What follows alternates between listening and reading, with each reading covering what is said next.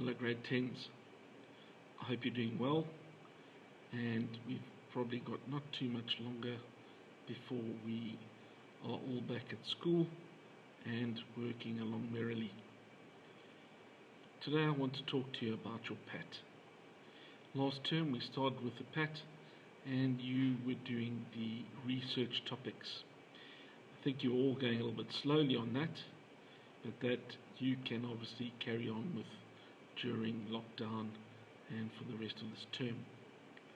The next step that we need to follow in doing the PAT was the design ideas. And at the end of last term, we looked at the 3 different ideas that you needed to come up with. So what do you need to do with those? I'm going to just go over what you need to do with those 3 ideas. So what you're going to need is you're going to need your ideas. If you're able to print them out, that would be fantastic. If you're able to increase the size and get them printed in A3, that would be even better. But if you don't, that's not a problem either. You're going to also need an A3 piece of paper where you can do your design on. Let's look at what you need to do. I've taken the following information out of your marking rubric. You'll remember that you needed 3 different ideas. For the 3 different ideas, what you needed to do is you had a freehand sketch of the floor plan, you've got a 3D drawing, which is going to be an isometric drawing, and you must have a written evaluation. That is the same that you need to do for each of your topics. The mark allocation: 5 marks for your floor plan, 4 marks for your isometric, 4 marks for your evaluation. Now, what they also did was they broke down where the 5 mark allocation came from. And that is the aspect that I want to focus on today.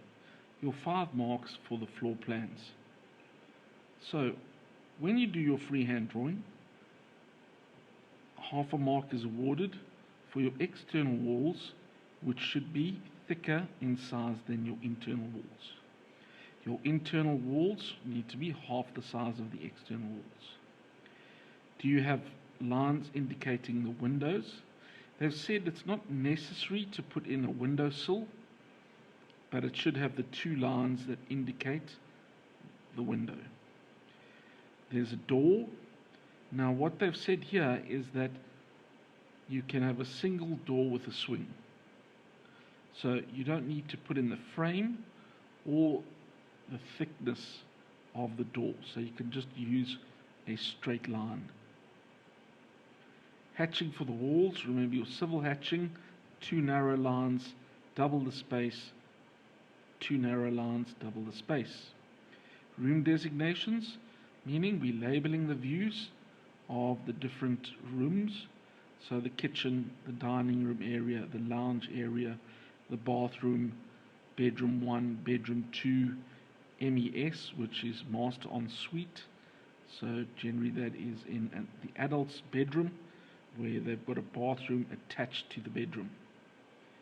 Proportion: so once again this relates to the external and internal walls being the different size.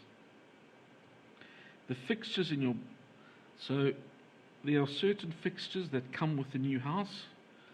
So that would be in the kitchen, would be the stove and the sink. In the bathrooms, it would be toilet, shower, basin. Then any built-in cupboards that you've got. So that is what we need on our floor plan. Here is a floor plan that I found on the internet last term. I sent you the link to that.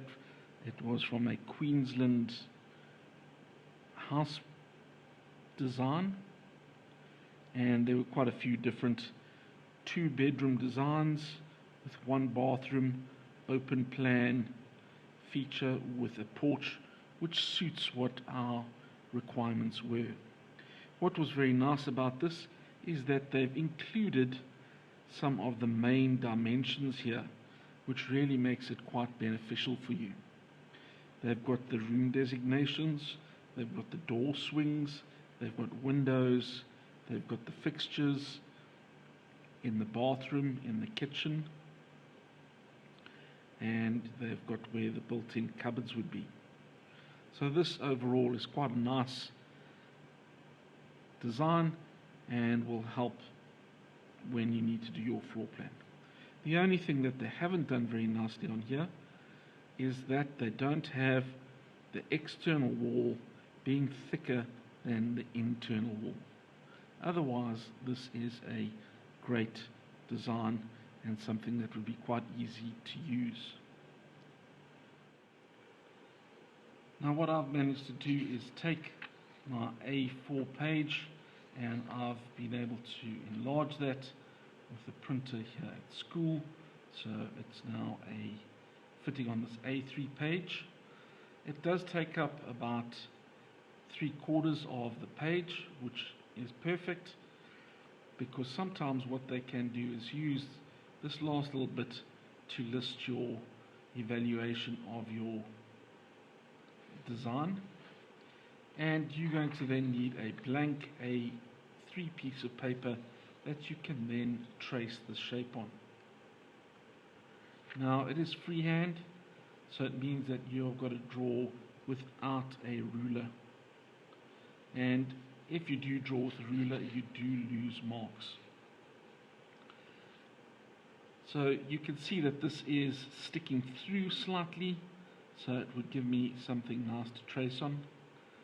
And I'll show you shortly what else you can do to make it easier to trace. So here you see what I've done. I've taken my drawing and I've just stuck it on the door here.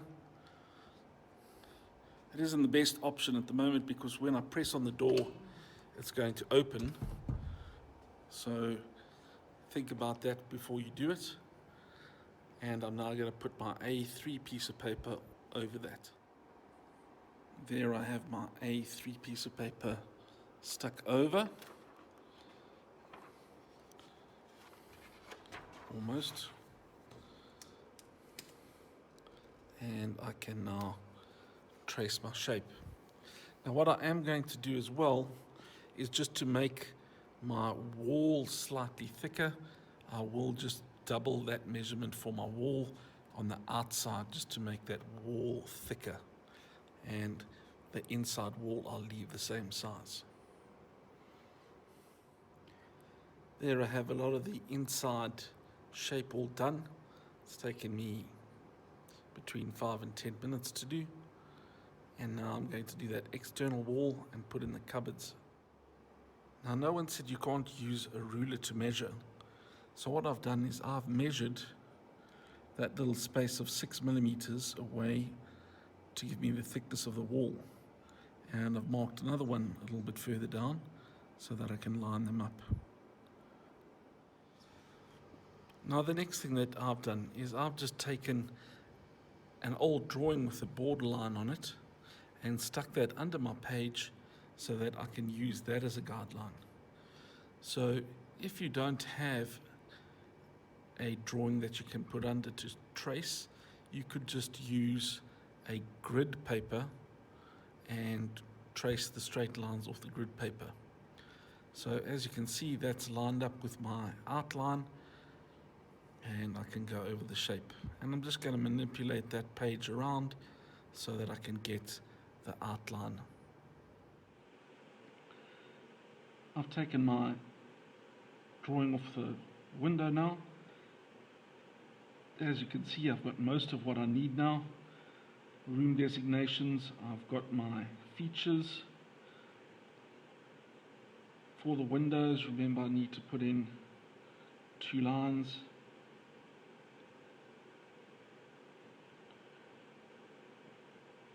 They said you don't need to put in a windowsill.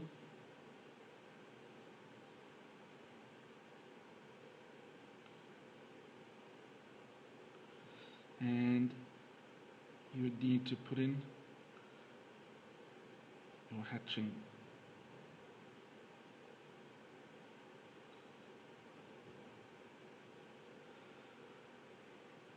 So there's just an idea of what you need to do for your freehand sketches. And once you've done that, go back to your rubric and just double check yourself. Are the external walls thicker in size than the internal walls? Yes, they are. Are the internal walls half the size? Yes, they are. Have I put in the windows? I haven't completed all of them, but yes. Is there a single door? I've put a rebate in on this side, but on the other doors I didn't put the rebate in. Have I done my civil hatching? Yes, 2 narrow lines with double the space. Room designations? No, so I need to label that as the bathroom. Sorry, it's not a bathroom, it's a bedroom.